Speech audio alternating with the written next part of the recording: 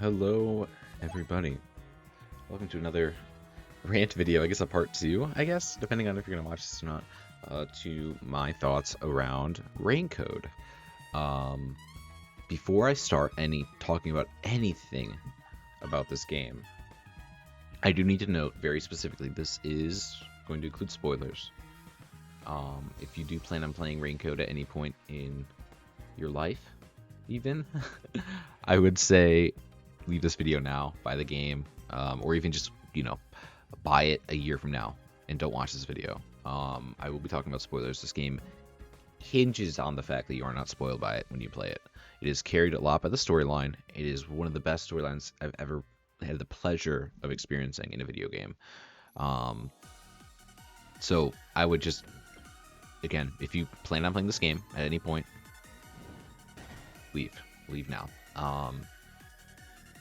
And if you missed that warning, I will tell you again. This is gonna have spoilers. Again, I really want people to play this game. If you are interested at all in a story-based game that tells a really great detective story, this is mainly for folks who've played the game already or who are like, there's just 0% chance I'm ever gonna play this game. Like, absolutely no chance. Not for me. Whatever. Okay. But even if there's like a 1% chance you're gonna play this game, leave now. Because I'm about to get into spoilers. So, okay. Now that we have all that cleared up, the people who are left, who are okay with being spoiled, I'm going to talk more about RAINCODE and why the story is just so diabolically amazing. And it all starts with, as you might have heard in my, I guess, spoiler-free episode, with the prologue. The prologue being such a setup for what the game delivers on in the future. So for those who, again, sadly enough, are okay with being spoiled about this game, I will tell you what happens. You enter the train, getting called in by the Master Detectives agency, which is like this great conglomerate of like special superpower detectives, basically like superhero type story. And which, again, if that interests you in any way, it's superhero based a little bit. It's got detective elements. Like, leave now. But you go on this train, you meet a whole cast of characters that are super interesting, have some great abilities, and you really build connections with them for a good bit, as long as you don't skip past cutscenes and stuff like that. And then you go back to sleep, and you wake up to see the train's on fire, go down the corridors, and you see all of the people you just met and had a chance to talk to and have a chance to understand and are like building characters with. They'd be like, okay, these are the characters of the story, and they're all dead, every single one of them. And it's like, okay, this shit just got real, right? And it comes out of the blue, it comes out of nowhere, and it's delivered. It even comes out of nowhere because of this reason. And this is why I think it's such a brilliant start to a game. The characters on the front cover of the game on the Switch interface, I think 4, or not, if not 4, maybe even all 5 of them that you meet are on that front cover of the game when you open it. Like, how insane is that to be like, I mean, it's a cavalcade of characters. It's probably like 10 total, right, on the cover. It's like in a circle. I'll probably even put it on the screen when I edit. And legitimately, all of them died. Like, 5 of them died, like, just immediately off the bat. Like, you're like, oh, look at this guy in the front cover when I buy the game. He looks so cool. He looks amazing. I think I could really get along with. No, he's dead. First act. First, the prologue of the story, before the title screen's even up. And it's like, whoa, what a crazy decision you do. But it builds so much of the world, too. It builds the defensive peacekeepers who don't want secrets getting out, who will do anything to avoid those secrets from getting out, right? And same with Amaterasu as well, the main corporate headquarters of the group. Like, they don't want secrets coming out so much so that they could go and kill, like, tens of master detectives on their ways, I would say. Maybe 20s, maybe 30s, who even knows, right? I forget the exact number. Maybe they say the number, I don't remember. And it hinges upon the fact that everybody is so secretive in this town. At least the main 2 parties, being Amaterasu and peacekeepers, right? Which I guess is also a spoiler in and of itself, is that those two are separate factions to a decently marginal extent. Which again, I said this was going to be spoilered. I got to talk about this game. I really do. I got to share my thoughts. So you've heard those two spoilers already. Leave now if you are like, oh my gosh, I'm so sorry, I made a mistake. Why did I listen to this? You can leave now and you can still enjoy the story. It's still great. It has a lot of great deliverables. But from here on out, it's going to be crazy. So just bear with me. Or don't bear with me and leave and play the game. Because, again, this game's amazing. They even don't... I'm playing Peglin right now because they don't want you to share any gameplay. Because it is so unhinging on the storyline, but I just want to talk about this game. I mean, and with people who played it, potentially, or people who, again, just are never going to play this game by any means. That's fine, too. If you're here just for that, that's fine, too. But even if people who played it, like, the brilliance of this game and the storytelling, again, I think it's one of the best games in the genre. It might be one of my favorite detective stories, period, with just how the world is built around everything going on, compared to like other games that just don't deliver as well on those promises, and what this game actually delivers, right? Every chapter is just a complete mystery, and you have to solve it, right? You're a detective at the end of the day. And so, you know, you go on to the story, and you survive this train attack. You get actually accused of murdering all five because you're the only one alive on the train, it seems. Then you find out who the real culprit is, things like that. And you get away with it because of super magical powers that you have with your ghostly death god character, who's like your partner in crime because you made a pact with them, but you don't remember anything because it's an amnesia story. But it's done in a way that makes sense, and like the amnesia bit of it is like, that was like the one bit where I saw that, like, because you start the game off with the character having amnesia, right? But what happens is you sort of unravel the truth on why you have amnesia, on what caused the amnesia, and the, I guess, like the reasoning makes a lot of sense.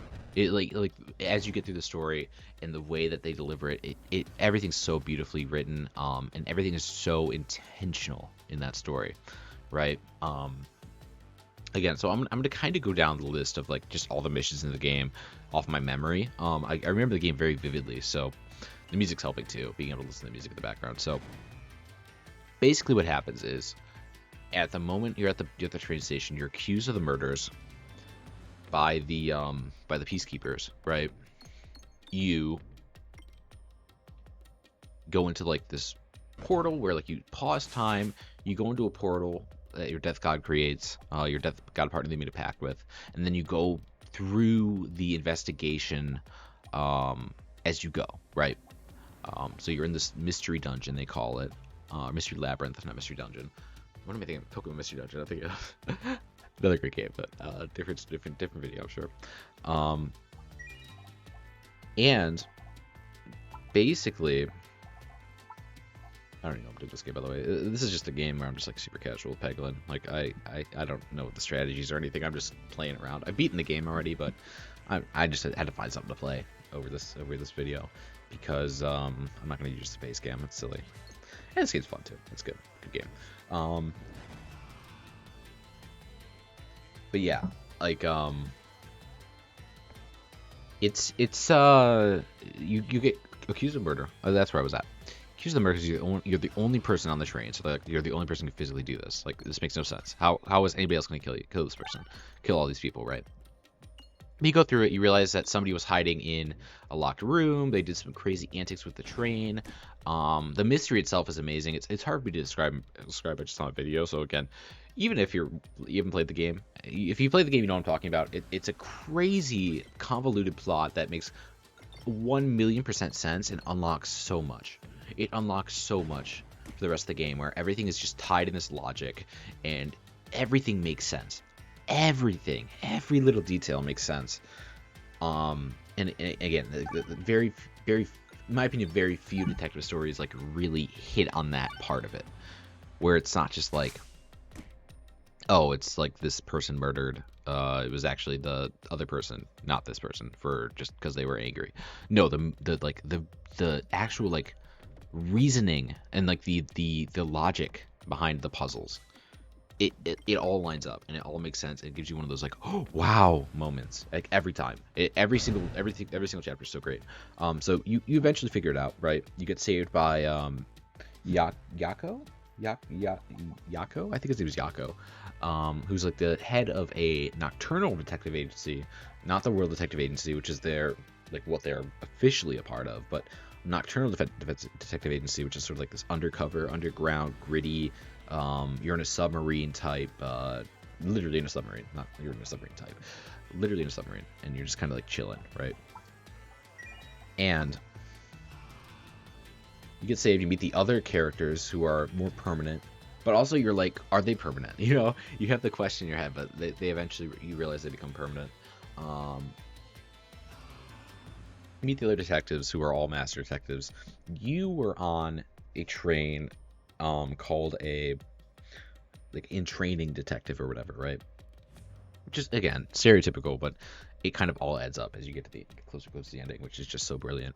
And you go through some mysteries. So there's a mystery about a nail man, somebody who nails people to like wooden floors and like buildings of walls and things. It's very disturbing, but you learn who the culprit is there and you understand the mystery behind that, and then you go into this next story where you what was chapter 2? Oh, what was chapter 2? It was it the school? I think it was the school. I think chapter 2 was the school. Yeah, it was. Where somebody is I think it was the school. Somebody's killed during a play, audition, and it's between 3 people, and it's just very exciting how it gets to the answer that it gets to and why it gets to the answer it gets to. All of it makes sense, lines up super well. I'm not gonna get super spoilery as like who did what thing every time, because it still kind of ruins the mystery, and also it's not really necessary for this video. But I will probably be talking about the ending, so just be aware of that. Next mystery is about you know, this sort of like resistance in the town, where like it sort of grows on more of the other side of Amaterasu, being the spooky, not spooky, what's the word? Not spooky. Be like think more gritty. Oh, excuse me. Still a big cough this morning. The more gritty side of it, where it's like, you know, these people are here as the resistance. They are here to fight for a cause and like stop the Amaterasu's like massive ownership of the island, which they own the whole island basically. Is kind of something you learn along the way. Like they are in control of everything. Very against cyberpunky with like the whole businesses owning everything type of thing. Right. So you go through that story and you understand like what happened to member of the resistance, and you know, understanding more about their backstory and their motives and things like that, and you know, the motives as well of the people that are a part of that resistance, right? So again, it's really well, it's just well written. Like everything makes so much sense. It's incredible to watch, like everything unfold in front of you. It truly is like one of those just perfect, like perfectly unfolding storylines that like as you go, and you kind of also learn more about the world. So like with the school, for example, like one of the characters who you help is actually an informant of the town who their grandfather used to be the informant, and now they're the informant because they took on the role after their grandfather passed away or mysteriously disappeared or whatever, right? And then in chapter 3 you learn more about the sort of research going on at Amaterasu and like the projects they were undertaking, because the resistance leader was like a part of Amaterasu for a while, and he was mentioning things about like homunculi and things like that, like creatures that are being made by man, and you know how that, what is even going on there, right? It just, the whole thing, like it unravels like its own story at the same time having its own mystery involved each step of the way too. Like the way the story delivers itself is so interesting until it comes to sort of another mission, which I would say is probably the biggest mission in the game. It's the penultimate mission, being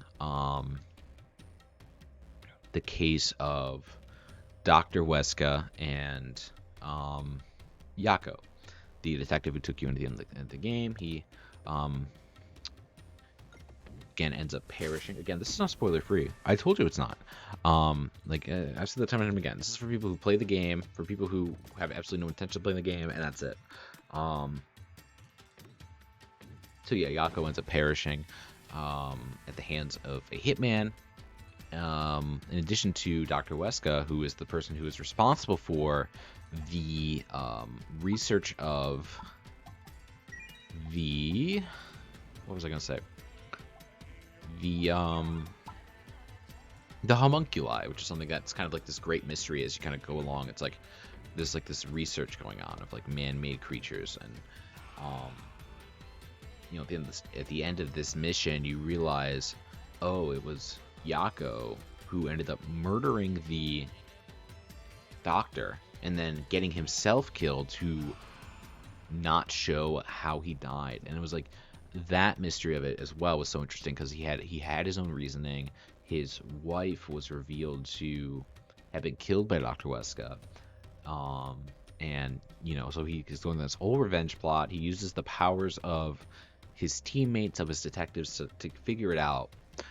And again, it's incredibly refreshing, the variety of cases, and the way it takes you in different directions too.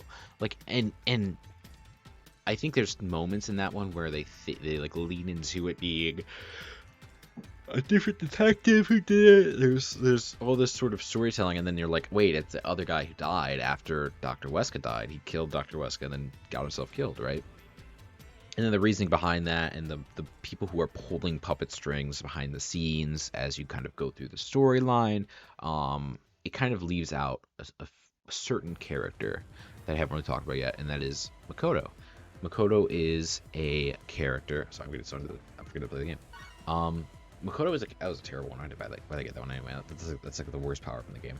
But anyways, Makoto is the CEO of Amaterasu Corporation. He owns the company. Again, he does not necessarily own Peacekeepers. Peacekeepers they're like kind of their own entity, but kind of not their own entity. It's a bit strange.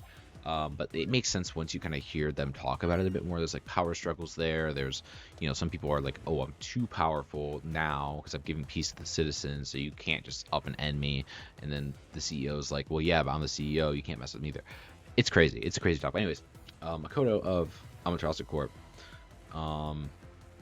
is kind of the one pulling the strings a lot of the time, but doing so in a very sharply written motive, right? So, I'll explain what happens here, because this is vital. And again, spoilerinos for the end of the game. If you have not played the game, leave now. Or again, I keep making these warnings because again, I really do want you to play this game. It is an amazing game if you haven't had a chance to experience it. Again, I still haven't spoiled everything. There's still a lot more to go, and there's still so many little tidbits that I'm not adding on, and I'm gonna try to avoid every little tidbit. I want to talk about it like forever, but I'll keep this video a bit brief. So, Makoto is. How do I explain Makoto without going too far in the weeds? He saves Yuma, who's the main character, from a sinking submarine, which is their detective agency after it gets bombed by Yomi, the head of the Peacekeepers, right? He's kind of the leader. He's kind of like the one who's like having the power struggle, who wants to have all the power but can't, wants to be the CEO but can't, all these things. And so he gets saved by him, and from there, Makoto is sort of seen as like an ally, kind of also like a maybe he's pulling puppet strings, maybe not type of thing. You don't really understand until you get to the end of the game, where he ends up, after the murder of Weska and Yako, he gives Yuma like a present for being like, hey, thank you for taking care of Yomi, all that stuff. Because Yomi was a thorn in my side. He was a power-hungry fool, all this stuff. He got arrested for his crimes after Makoto found some evidence on him that he did some really gross things. Um, not like gross, but like just illegal things, let's say. Um, so anyways, he gives them this like bomb that like knocks them all out, and then he ships the gang. It appears to a sort of like rural island that's kind of been hinted at as like a thing that like carries corpses, that like all this sort of like shady deliveries, things like that. And turns out it's actually a zombie movie plot, which blew my mind initially because I'm like, oh my gosh, what? But then you get back into the story, you see more and more about it, and you're like, oh no, this is the homunculi storyline. This is what's going on in the story at this moment. And you go through this, you go through the factory, you go through all this stuff, you realize homunculi only feast on humans. Makoto's been sending in people from around the world to take care of their homunculi by feeding them people that they kidnap. And it's like, whoa, what the heck? That's kind of crazy. Obviously, I mean, obviously that's crazy, right? Um, but then you kind of learn more of the story, and you're like, obviously it's not cool to kidnap people. Obviously it's not cool to do this, but it's the only like nourishment that Makoto could figure out. It's the only thing that he could reliably source, I suppose. I'm gonna die here, by the way. I'm just gonna actually restart. I wasn't getting any crits. It's the only thing he reliably sourced, right? And he's been doing it alone for so long, and all this stuff, and yada yada yada, right? And again, obviously, no, you shouldn't be killing people like that. Like, that's ridiculous. That's crazy. But you know, he ended up using criminals. It was not like he was using just like random people off the street, right? All this stuff. So it was such a cool like gray area to be like, hey, if I don't feed these homunculi, their only source of food is human flesh. What am I gonna? They're all gonna die, right? And they you know, it's just so interesting to see the way the story unfolds, right? And I'm probably describing it a little poorly. Like, I'm sure certainly missing facts about the storyline. Not intentionally, but also kind of intentionally. The more I'm thinking about it, I'm like, man, if somebody actually didn't play this game and they're watching this, I feel kind of bad just revealing every little thing. But just the motives behind Makoto, the mystery behind Makoto throughout the entire, not the entire series, but like throughout like missions, like end of mission 2 to like the end of the game. Like, Makoto is such a cool, unique character. One of the best villains I've ever witnessed. And there's so many like cheesy sci-fi things that go on in this storyline. And all of them are so like, all of them are so subversive too. And like, that's the thing I love about it. Like, for example, the fact that and this is major spoilers, but again, spoiler episode. The fact that Makoto ended up being the homunculi, because they had to grab human DNA to make homunculi, and so the fact that Makoto was the homunculi of Yuma, which is so interesting.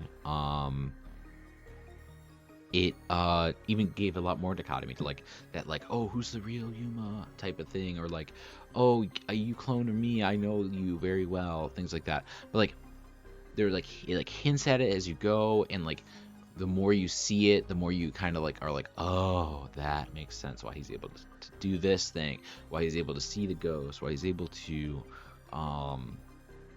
you know, like, why he's able to trust Yuma, I think. And like it all of it is like a call for help in a lot of ways, which is just so interesting and unexpected, like what the story was trying to do. And it just worked. It just worked really well. I'm just diving into fire, aren't I? Oh no, I actually avoided it. So yeah, I mean, again, this game is just, it is phenomenal. The way this new mystery unravels, again, there's so many other mysteries that I'm not even stating, but like, it's not important for this video. I think just the big thing that I kind of wanted to express as I kind of went through the storyline is that prologue scene. Like, it sets you up for so much. The way it curves your expectations, the way it strays from typical games, typical storylines that will spoon feed your characters until you grow to like them, right? Where like the game starts off and it's like, hey, here's 5 characters. Enjoy them while they last, because we're not going to tell you they're going to die very soon. And it's just, that scene set up the entire game so well, engrossed you in the storyline, showed you how brutal Amaterasu, Kanai Ward, and the Peacekeepers are, and then from there, you know, again, to see more of the brutality, to see more of the humanity as well within the storyline. I think humanity is a big theme.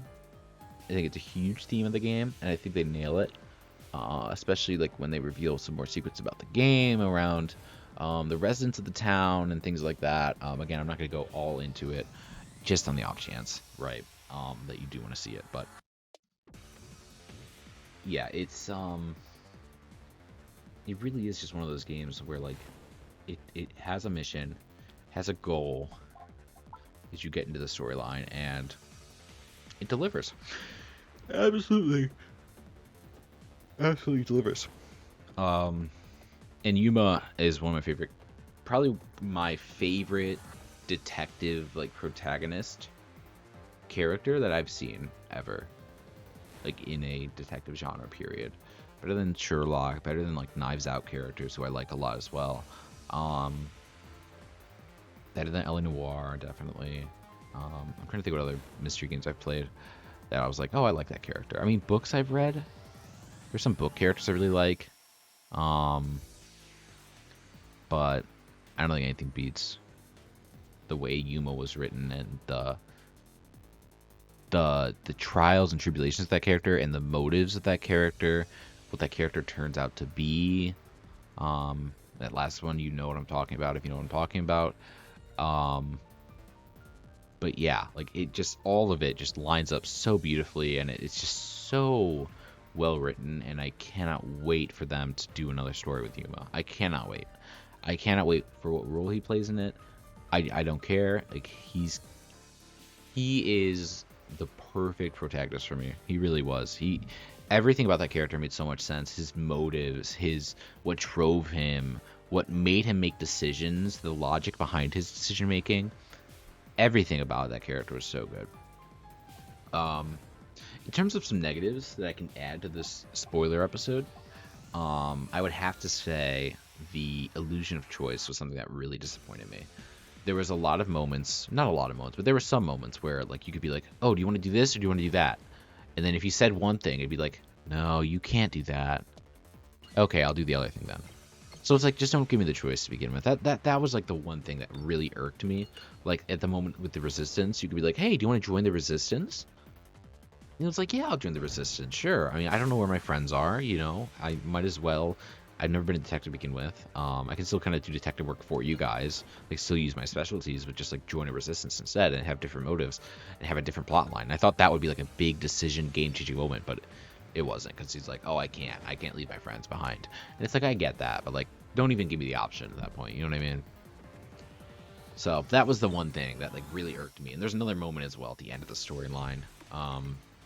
Like at the very end, the final decision you make is completely null and void as well. It's built up like it's this big like, okay, this is the end of the game. Like, Mass Effect's a really bad example of this type of decision making, but like a Deus Ex, right? It's built up like a Deus Ex at the end, where it's like, do you want to do X thing or Y thing, right? But at the end of the day, if you choose Y thing, it just does X thing anyway, even though you chose to do Y thing regardless. So I wish it lived out those consequences a bit more of those decisions, and also not had like necessarily a bad ending, just like a worse ending, I suppose, because I like those in stories as well, where it has those multiple endings, and it very much set up to have multiple endings, one that was even worse objectively, but I wish that they let the player make that decision. So that was the one thing that I was just like really not a fan of. I never used that one, by the way. That's interesting.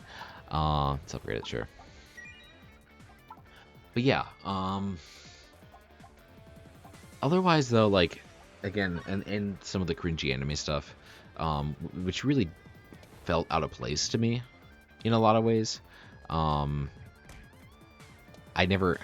was like the one thing that was like in the game that I was like hoping there'd be like an intention around it, like there was with everything else, like with the blood color, with the My blood cover is a huge one, to be honest. That was a ginormous hint throughout the entire game. But everything about the game itself was very intentional, right? The blackout on the train in the first mission, the way the knife was positioned in the first character's death, everything about the game was just the way how quickly the body burned in the first scene as well, which I thought was just just phenomenal. Like that itself, like led me to be like, oh, this game makes a lot more sense now. In that first scene where Zilch is on the bed, like pretty normal, I would say, and then Yuma opens the door in a frenzy to try to break the window and open the door up, and like within 5-10 seconds, Zilch's body is completely unrecognizable, right? And it's like, that was weird. How did it burn that quickly? And then you later realize, oh, he never burned. It wasn't his body. So again, everything that felt like intentional. The anime stuff did not feel intentional, and that was the one thing I was like, oh, come on, really? Like, you really had to add this silliness to this game that just doesn't belong here. That completely takes away from the storyline, in my opinion. That was the one thing that really upset me, along with the illusion of choice. Those were the two things. Those are my only two flaws for the game, though. I wouldn't even discredit the gameplay. I thought the gameplay connected well with the game itself. I don't think it was perfect by any means. I think they could have done some things to improve it. Like the little like puzzle game with the barrel. I was like, really?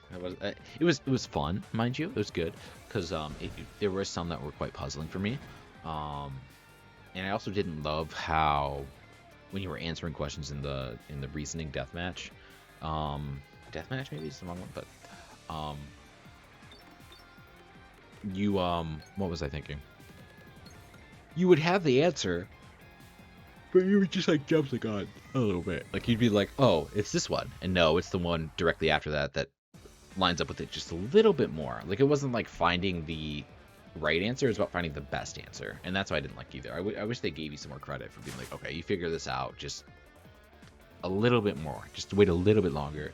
You're right, but you're just a more right answer. And I wish it would have been like more clear about that and like less punishing, I guess. Punishing is the wrong word because it wasn't very punishing. The game itself was fairly simple to get through, but you get my point. I was hoping for more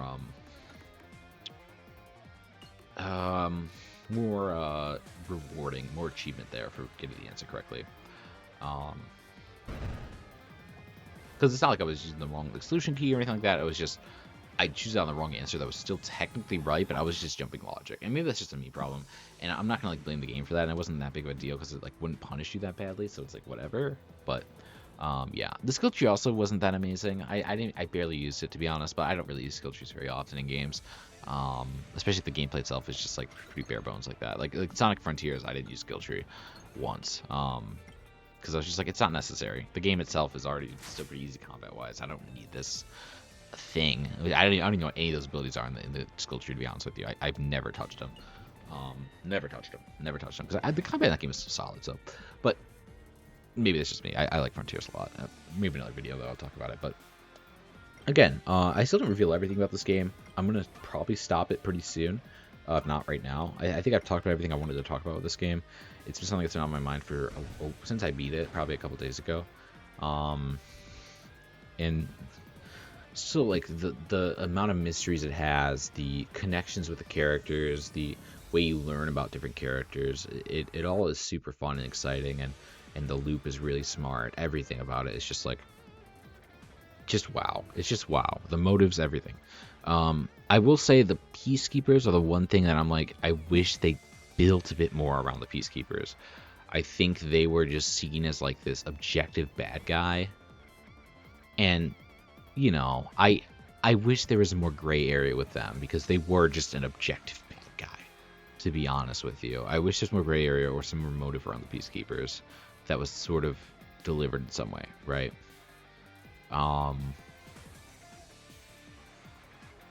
But also they could have just been objective bad guys, and I think that's okay too. I'm not against that idea. I wish they built it a bit more with that group, right? Amaterasu's motivations and the CEO's motivations are really well written, really well understood.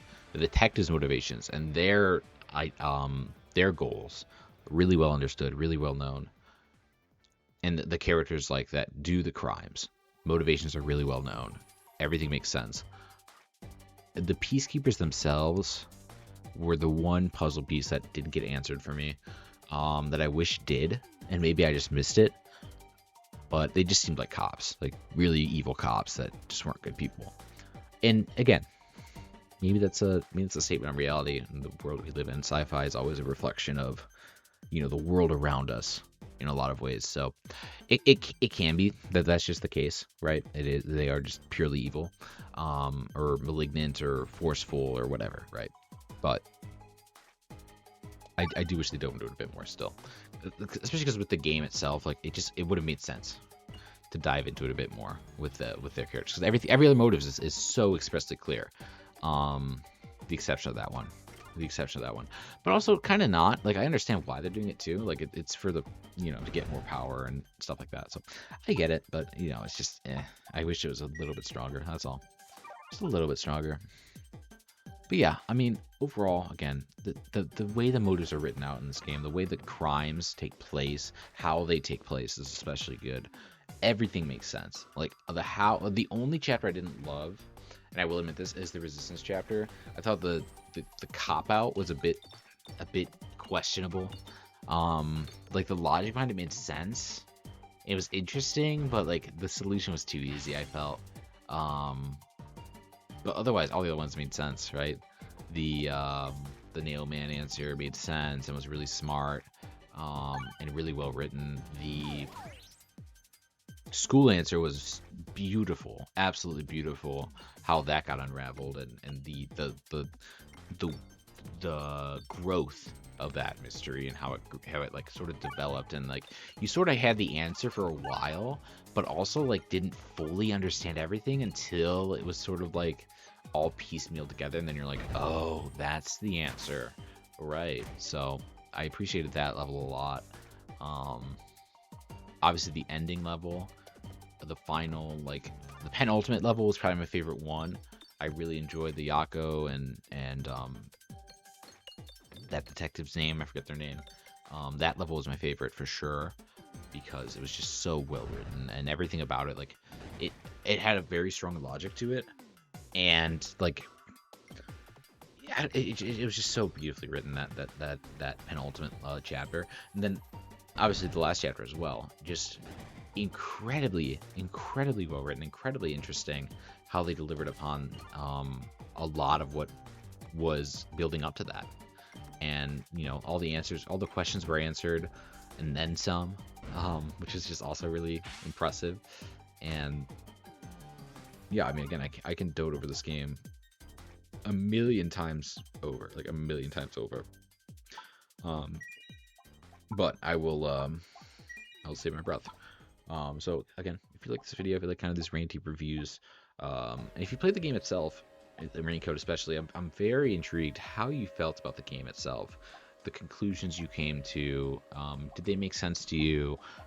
Was it making logic? Were there any logical fallacies? Because honestly, I didn't spot one.